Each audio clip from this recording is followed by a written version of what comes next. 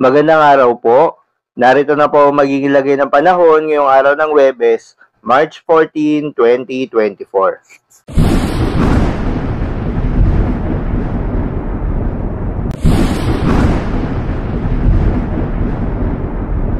Sa kasalukuyan nga tayong sa Pag-asa, itong shear line ay nakakaapekto na sa eastern section ng Central at Southern Luzon.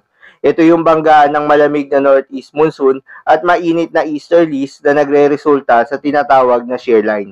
Samantala itong northeast monsoon o hanging amihan ay nakakaapekto naman sa northern Luzon.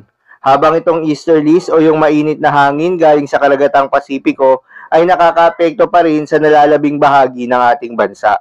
Magandang balita naman dahil ayon sa Pag-asa ay walang binabantayan na low pressure area o bagyo sa loob at labas ng ating Philippine Area of Responsibility na maaaring makaapekto sa ating bansa for the next 3 to 5 days.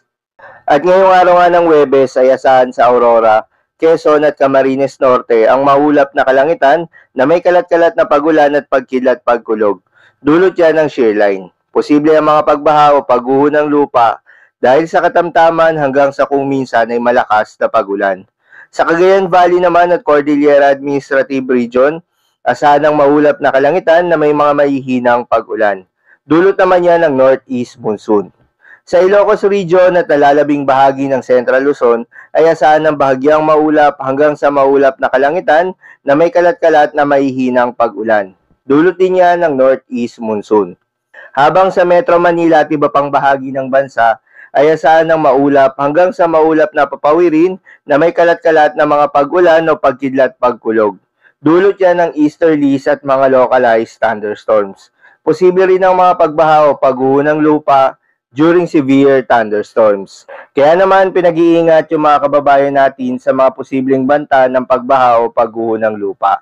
Lalong-lalo na sa mga lugar na inuulan na noong mga nakaraang araw pa.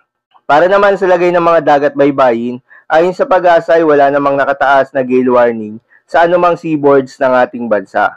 Ngunit dahil sa malakas na amihan nitong mga nakaraang araw, meron pa ring medyo maalo na karagatan sa malaking baybayin ng ating bansa. Partikular na sa bahagi ng Luzon at eastern side ng Visayas at Mindanao, na nasa almost 3 meters o nasa isang palapag ng gusali ang taas ng mga pag-alon. Lalo na yung nasa malalayong parte ng karagatan, kaya naman pinag-iingat yung mga kababayan nating mangingisda at yung may mga maliliit na sasakyang pandagat. Habang banayad naman ang taas ng mga alon sa may Sulusi at bahagi ng Moro Gulf sa may western side ng Mindanao. So yun lamang po para sa lagay ng panahon ngayong araw ng Huwebes. Keep safe everyone.